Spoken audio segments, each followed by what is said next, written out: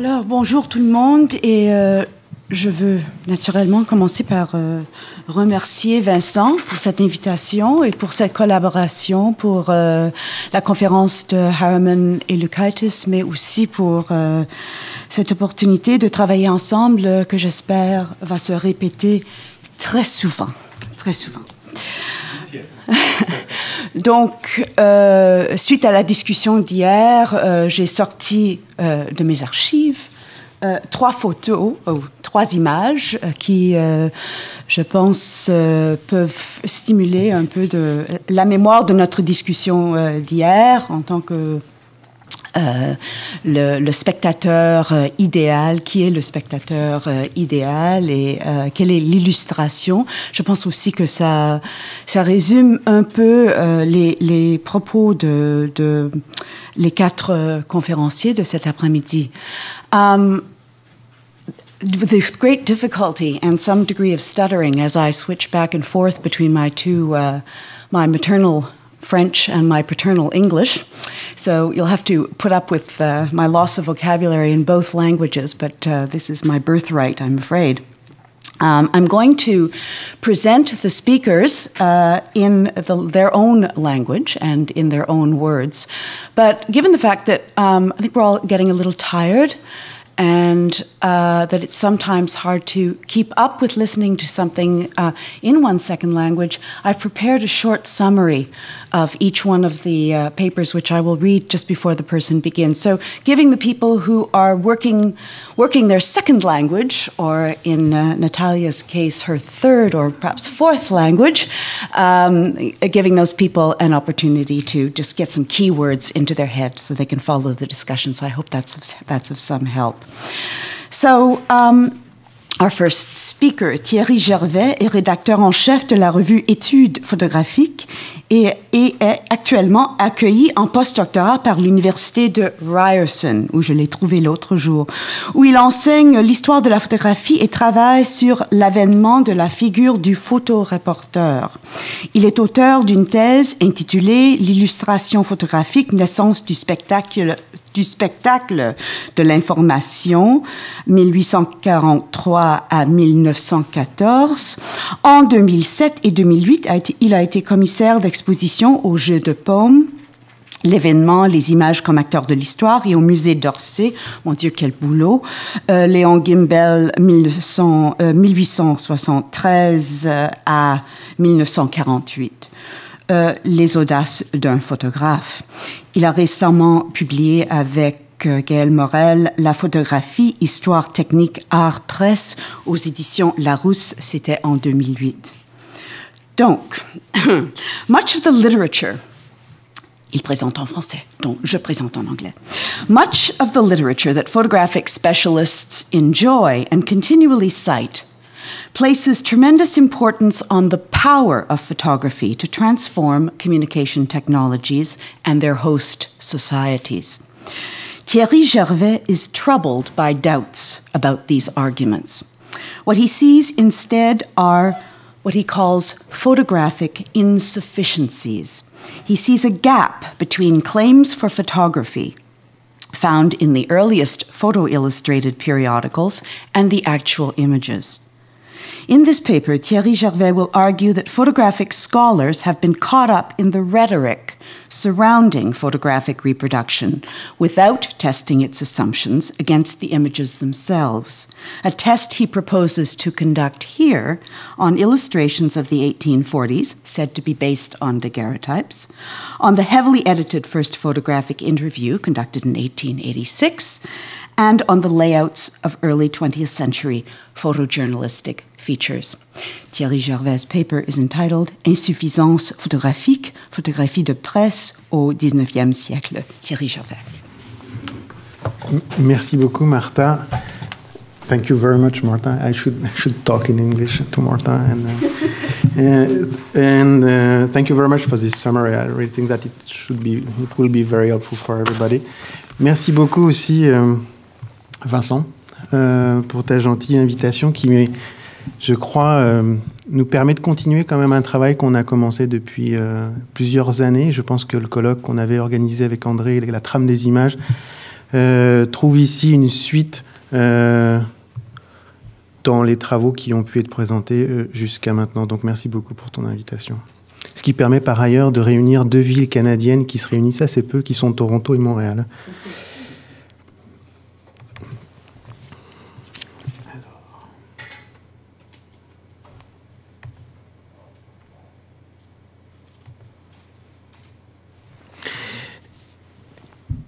Il est souvent convenu que la photographie a comblé toutes les attentes des journaux illustrés et des magazines du XIXe siècle en termes d'information visuelle.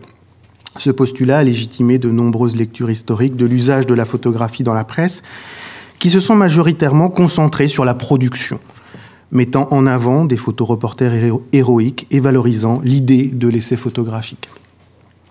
Dans un souci d'efficacité, ces discours n'ont guère traité des usages à proprement parler de la photographie dans les journaux et ont, plus précisément, minimisé la médiatisation proposée par les hommes de presse, éditeurs et directeurs artistiques. Ce travail de médiatisation, auquel se livrent ces acteurs, assurant la jonction entre la production des images et leur réception par les lecteurs, témoigne d'une part de l'importance de la photographie comme image d'information, mais révèle également, et peut-être surtout, ce que j'appellerais volontiers ici, ses insuffisances médiatiques. En effet, s'il est indéniable que la photographie devient l'image publique par excellence, porteuse des récits historiques et ciment de la mémoire collective, elle n'a cessé de soulever des problèmes de mise en forme aux hommes de presse qui, dans l'ombre, ont alors tenté de surmonter ces obstacles pour offrir une information visuelle cohérente et efficace. Pour expliquer ce décalage entre l'acceptation commune du rôle de la photographie dans la presse et celui plus modéré que je propose ici, je souhaite mettre en parallèle les discours tenus à l'égard de la photographie et de la presse dans les journaux illustrés et l'usage concomitant de la photographie dans ces mêmes périodiques. Ce parallèle me permettra de mettre à jour la persistance des discours alors que les usages, eux, se modifient. Il me permettra également de rappeler qu'une histoire des images bien mesurées doit certes tenir compte des documents écrits, mais également et surtout des images dont elle parle. J'ai donc retenu 3 exemples pour cette démonstration, représentatifs d'époques différentes et marquant des étapes importantes dans l'usage de la photographie dans la presse, à savoir les premières gravures réalisées d'après photographie dans les années 1850, la première interview photographique publiée en 1886 et les mises en forme audacieuses de l'information dans la presse magazine au début du XXe siècle. On le sait, avant la mise au point des procédés de simili-gravure, l'usage de la photographie dans la presse au XIXe est compliqué. Il n'en demeure pas moins que la première année de parution du journal illustré L'Illustration, en 1843, un daguerréotype sert de modèle à une illustration représentant le fort de Saint-Jean-du-Lose à Veracruz.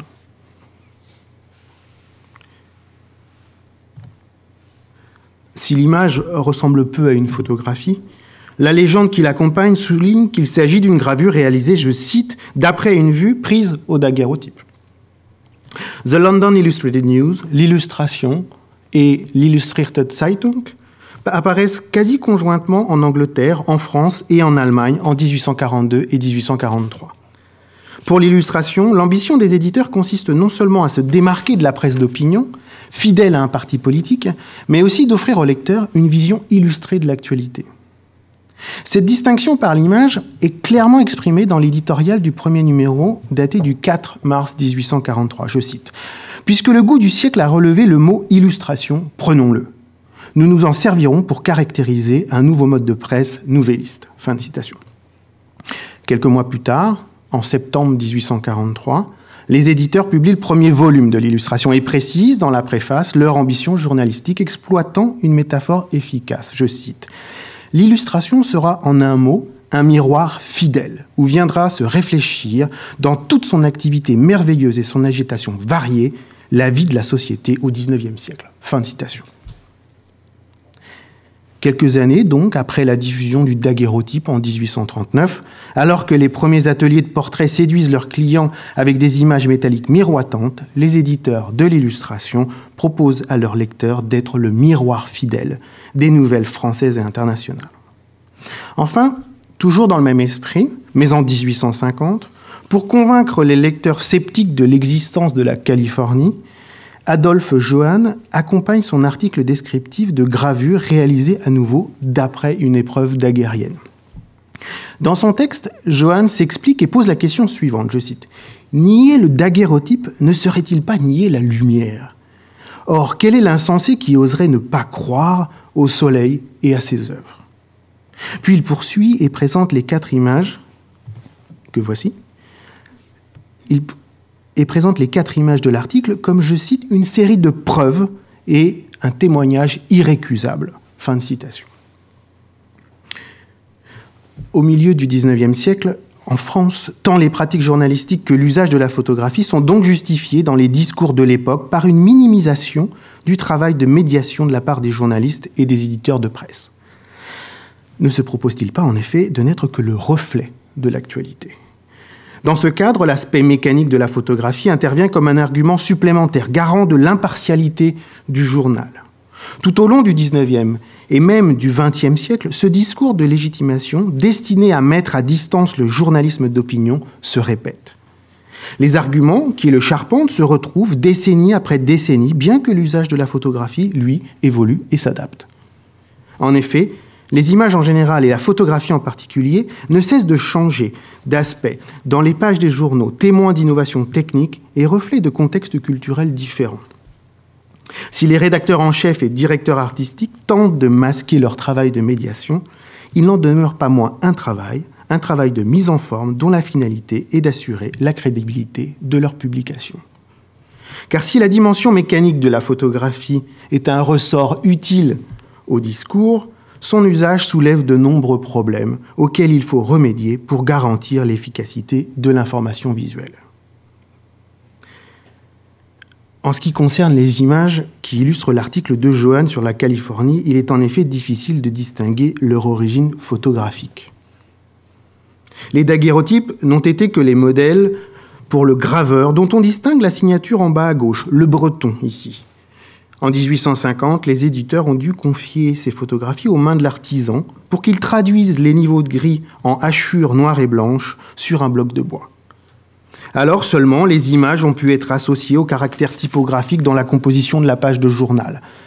À ces contraintes techniques qui bouleversent l'identité photographique des images, s'ajoutent ensuite les apports iconographiques pour les rendre acceptables par les lecteurs de l'illustration. Tous ces petits personnages qui animent le premier plan de l'image ont en effet peu de chances d'avoir été enregistrés sur la plaque de métal qui nécessite plusieurs secondes de temps de pause interdisant tout instantané. Il en va de même pour le drapeau, qu'une légère brise a déployé pour nous permettre d'y reconnaître les rayures et les étoiles américaines. Ces remarques, nous pouvons les faire pour la plupart des gravures d'après-photographie publiées jusqu'à la fin du XIXe siècle. 2 autres exemples célèbres confirment ces pratiques illustratives auxquelles sont pliées la photographie. Les daguerreotypes pris par Thibault lors des journées insurrectionnelles de juin 1848 ont été utilisés pour illustrer les affrontements de la rue Saint-Maur dans l'illustration. Les originaux ayant été conservés, il est possible de les comparer à leurs avatars reproduits dans le journal. Si le graveur a respecté l'agencement des ombres et des lumières, il a transformé le ciel blanc, si caractéristique des premières photographies, en un ciel nuageux beaucoup plus pittoresque. Dans la seconde image, il lui a fallu également corriger l'aspect fantomatique des soldats qui animent la rue Saint-Maur après le combat. Ce travail d'illustration est également à l'œuvre dans plusieurs numéros de The Illustrated London News qui exploitent les clichés pris par Roger Fenton pendant la guerre de Crimée. De même, les niveaux de gris photographiques ont été transformés en hachures pour des raisons techniques évoquées précédemment. Mais là encore, l'enregistrement photographique n'a pas été jugé suffisant et les images ont dû être améliorées par la main de l'artiste. La faible profondeur de champ du cliché de Fenton s'est traduite par un arrière-plan flou et énigmatique. En revanche, dans la reproduction de l'hebdomadaire, on y découvre l'arête claire d'une colline, 2 tentes et 2 soldats qui conversent. Si ces deux photographes incarnent l'archéologie des pratiques de photoreportage, l'utilisation de leurs images dans la presse démontre en revanche que les photographies ne conviennent pas tout à fait aux attentes des journaux. D'abord, elles ne peuvent pas être techniquement reproduites aisément. Ensuite, elles ne correspondent pas au canon iconographique en vigueur. À une époque où la peinture d'histoire constitue la référence visuelle majeure et où les critères du pittoresque ont force de loi, il est impossible de publier des images floues, sans ciel ni personnage. Peu importe alors l'aspect mécanique du processus photographique exploité dans les discours de légitimation. Les usages démontrent que les photographies sont exploitées pour les besoins de l'illustration, comme toute autre image, comme les dessins ou les peintures, sans distinction visible. Dans les années 1850, l'authenticité supposée de la photographie est une notion dont seuls les discours de légitimation se sont emparés. Les usages, eux, témoignent d'un autre souci, celui de dire autrement ce que l'article décrit, ou pour être plus précis, de donner à voir ce que les mots décrivent. Dans les années 1880, plusieurs inventeurs s'efforcent de résoudre le problème de la reproduction mécanique des photographies dans les journaux et donc de mettre un terme à l'intervention du graveur dans la diffusion des images. Leurs noms sont désormais bien connus. Il s'agit du français Petit, de l'allemand Meisenbach, de l'américain Ives. Bien qu'encore très artisanales, ces méthodes ont permis de reproduire des photographies en conservant leur niveau de gris. La photographie de Shantytown, à New York, publiée dans le Daily Graphic en 1880, et l'entretien photographique d'Eugène Chevreul, diffusé en 1886 dans l'hebdomadaire français Le Journal Illustré, constituent des exemples désormais célèbres et maintes fois mentionnés dans les histoires de la photographie. À partir de l'interview photographique d'Eugène Chevreul, je voudrais revenir sur l'usage réservé aux images dans de nouvelles conditions techniques et sur les discours qui les accompagnent. Au cours des années 1880, la forme de l'interview, de l'entretien, apparaît comme le moyen de diminuer la distance qui sépare l'actualité du lecteur. L'interview incarne en partie la pratique du reportage et se lit dans la presse sous la forme d'un dialogue entre le reporter et son interlocuteur. Dans les discours, cette forme journalistique de l'interview viendrait créditer l'impartialité de la presse, comme d'autres formes avaient pu le faire précédemment. En 1886, Nadar a rédigé des brouillons d'introduction à l'attention du Journal Illustré conservé à la Bibliothèque nationale de France. Dans ces textes, le photographe inscrit l'usage de la photographie dans cette perspective journalistique, dans laquelle il a décelé une faille. Il s'en explique ainsi, je le cite. « Dans les résultats de cette création du journalisme moderne, à savoir l'interview, de ces récits, en effet, quelle garantie absolue, quel contrôle, quelle corroboration, où est la preuve ?» Fin de citation. Il rapporte alors la proposition de son fils Paul Nadar, qui se demande si, je cite, « cette preuve, on ne peut pas aujourd'hui la requérir de la science même qui ne s'appuie que sur le fait expérimental » et propose que la photographie complète ici la besogne. Fin de citation. Dans un article annonçant la publication de l'entretien photographique, le journaliste Thomas Green annonce, lui, je cite, qu'avec le système Nadar, il n'y a pas d'interprétation. C'est la reproduction exacte avec toutes les incidences, toutes les interruptions de phrases, toutes les suspensions que permet la conversation. L'on a un document d'une absolue exactitude. 3 décennies après Adolphe Johann, le discours se répète donc, insistant sur l'exactitude de l'enregistrement photographique pour valoriser et crédibiliser le contenu de l'entretien. Pour reprendre Grimm, il n'y a pas d'interprétation. Dans ce nouveau contexte, où les travaux photographiques de scientifiques de renom comme Janssen, Muybridge, Marey sont désormais bien connus, il est légitime que la photographie apparaisse dans le discours de Nadar et dans celui du Journal Illustré comme un outil d'investigation au service de la presse d'information. À nouveau, la photographie intervient comme le moyen de minimiser le travail de médiatisation, comme un accès direct à l'actualité. Toujours dans ses brouillons, Nadar est très clair sur ses objectifs. Je le cite. « Pour la première fois, le lecteur va être effectivement le spectateur comme s'il existait. » Fin de citation. Cependant, là encore, l'usage des images témoigne de liberté qui s'accorde peu avec le protocole scientifique décrit et revendiqué dans les textes. Les déclarations d'intention ne doivent pas en effet masquer leur mise en œuvre qui suppose inévitablement un travail de médiatisation. Car Nadar se livre à un travail de médiatisation minutieux dans la transcription de l'interview. D'abord, il opère une sélection de 13 photographies parmi l'ensemble réalisé par Paul. Ensuite, il effectue le même travail avec les mots de Chevreul, retenant des différents entretiens des sujets qui lui importent particulièrement, comme l'avis du scientifique sur la navigation aérienne.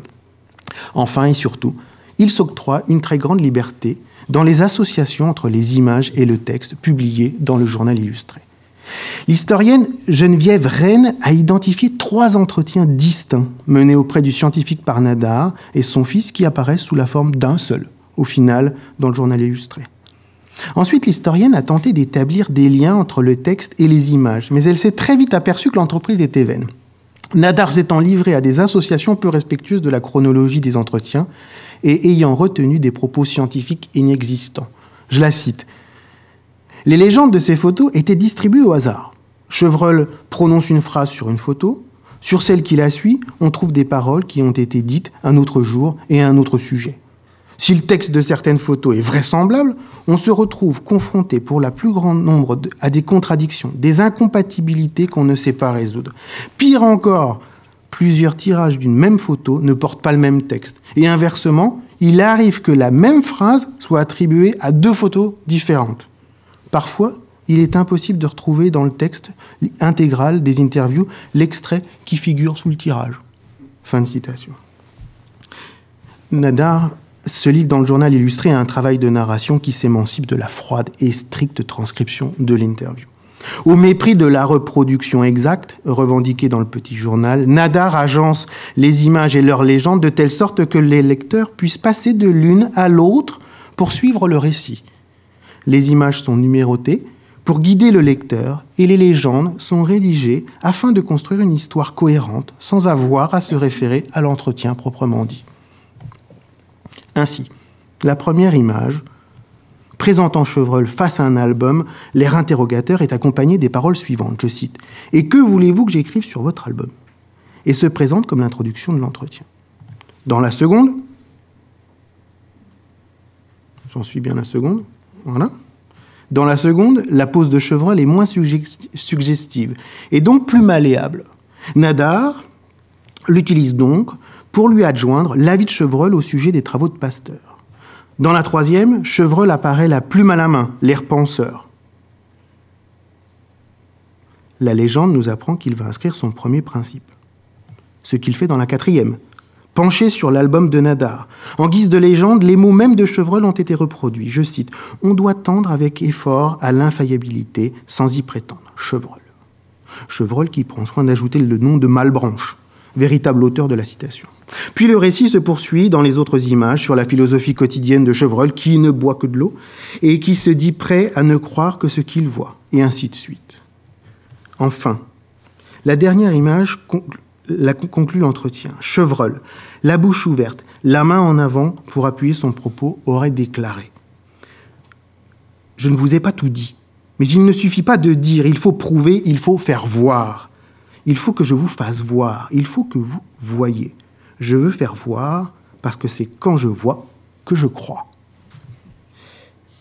Une conclusion qui tombe à point. Résumant les méthodes du scientifique et légitimant l'association des images et des mots par Nadar dans le journal. Scientifique et journaliste œuvrent ainsi de concert. Tous deux cherchent la preuve et pour cela veulent voir, puis donnent à voir pour que nous, lecteurs et spectateurs de leurs travaux, nous puissions les croire. Sans aucun doute, l'interview photographique de Chevreul fait preuve d'une modernité sans précédent. Il n'en sera pas moins une expérience sans lendemain, puisque seul le Figaro se prête à l'exercice 3 ans plus tard.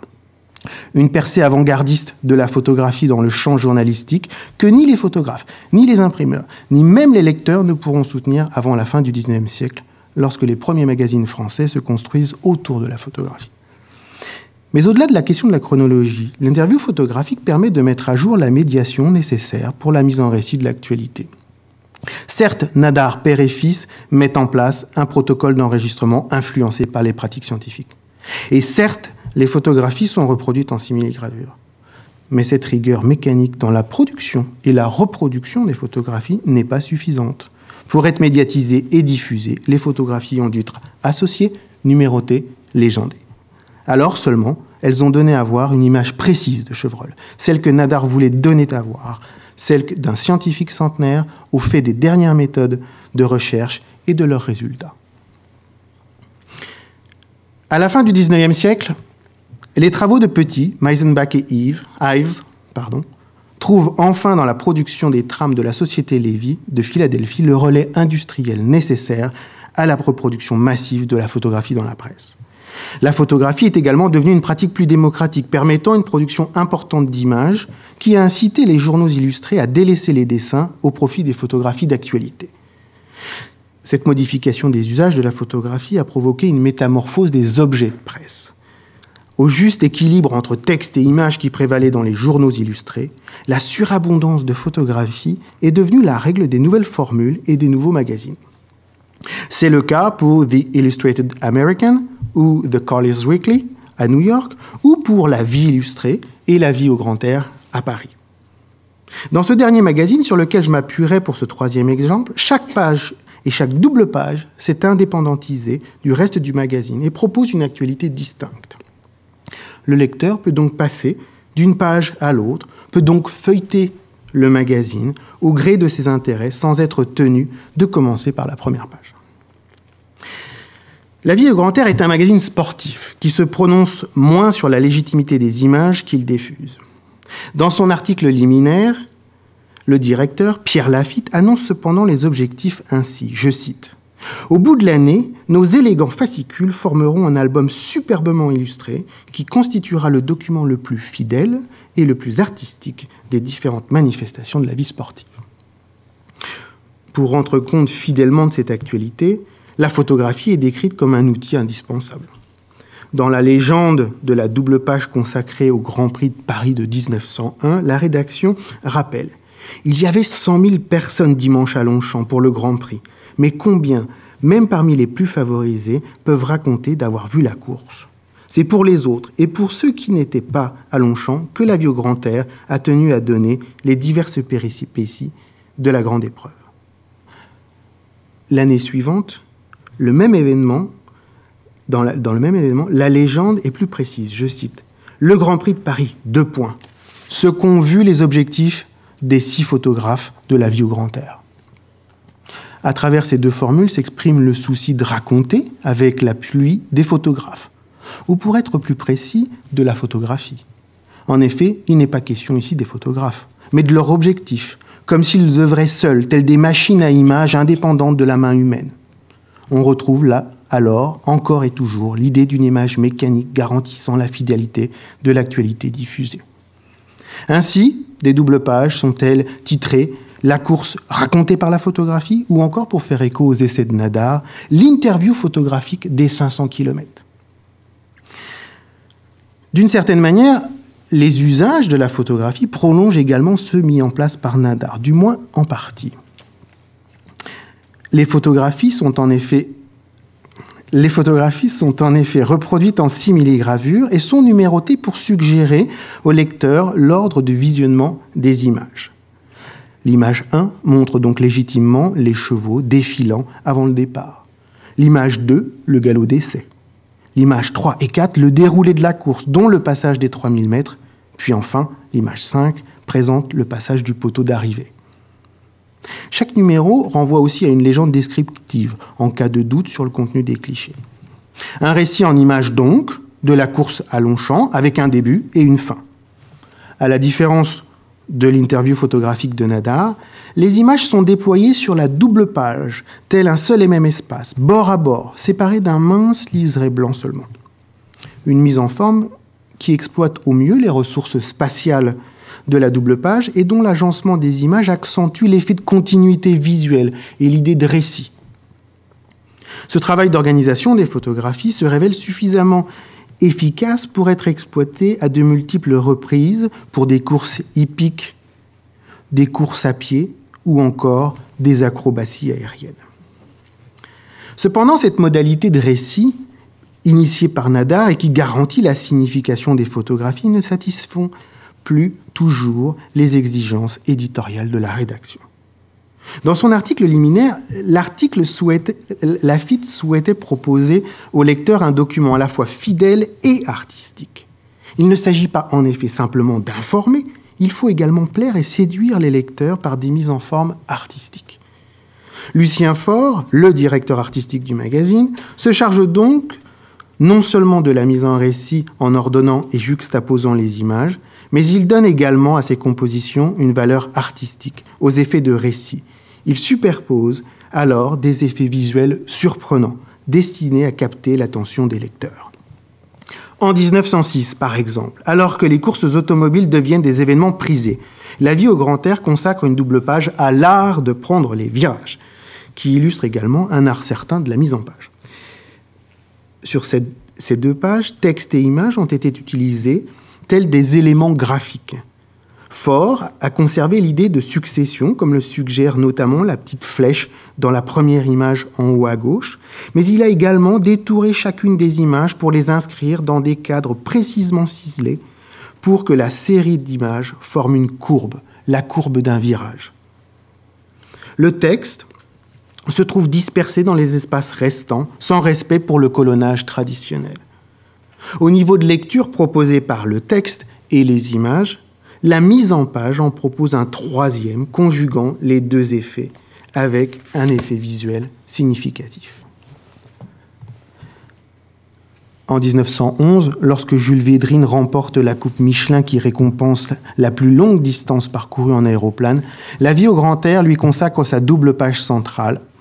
L'arrière-plan de la mise en page exploite le mode narratif associé à la succession d'images, mais cette fois, le récit est interrompu, partiellement masqué par une image détourée de l'avion de Védrine. L'aéroplane, photographié en contre-plongée, l'hélice retouchée pour signifier son mouvement, provoque un effet de surprise dans la composition de la page qui s'ajoute à l'effet narratif. Comme l'illustration dans les années 1850 et comme le journal illustré en 1886, La Vie au grand air utilise la dimension mécanique du processus photographique pour justifier les images qu'il publie. Puisque le graveur n'altère plus les niveaux de grille photographique et puisque les objectifs n'ont plus besoin de leurs opérateurs pour prendre des clichés de l'actualité, le lecteur-spectateur aurait désormais un accès direct et privilégié à l'événement. Parallèlement, et tout comme ses prédécesseurs, La Vie au grand air se livre à un travail de médiation méticuleux qui, s'il exploite l'effet de réel propre à la photographie, se soucie tout autant des effets narratifs et artistiques de ses mises en page. Pour conclure, juste une petite minute. Dans la presse illustrée, publiée avant la Première Guerre mondiale, on observe donc clairement la récurrence des arguments qui servent à justifier l'usage des images en général et celui de la photographie en particulier. Œuvre indiscutable du soleil pour Johann, outil d'investigation scientifique pour Nadar, machine à images autonome pour Lucien Faure, la photographie est un cliché utile au discours de légitimation. Tous, d'une manière ou d'une autre, exploitent sa dimension mécanique pour valoriser l'objectivité des représentations de l'actualité qu'ils diffusent. Cette objectivité des images complète ainsi l'impartialité des comptes rendus écrits dans le but de produire une presse d'information distincte de la presse d'opinion. Dans ce raisonnement discursif qui apparaît au XIXe siècle et se perpétue au XXe siècle, la photographie est décrite comme l'image idoine pour représenter fidèlement l'actualité. Cependant, comme j'ai tâché de le démontrer, les usages révèlent un tout autre rapport à la photographie, sans cesse retouché, corrigé, agencé, ordonné, séquencé, pour convenir aux objectifs éditoriaux des journaux et pour satisfaire les attentes des lecteurs. À l'objectivité véhiculée par les discours s'oppose ainsi la subjectivité des usages, subjectivité des éditeurs et des directeurs artistiques. Les personnages pittoresques au premier plan des illustrations de Californie en 1850, les jeux d'association de Nadar et les effets de surprise des mises en page de Lucien Faure sont l'expression de cette subjectivité, dont le but est de garantir la signification et l'efficacité de l'information visuelle diffusée. Si l'idée d'objectivité photographique traverse les siècles, séduisant le théoricien et défiant l'historien, la subjectivité des usages du matériau photographique est le témoin précieux des pratiques journalistiques et de la culture visuelle de chaque époque. Je vous remercie.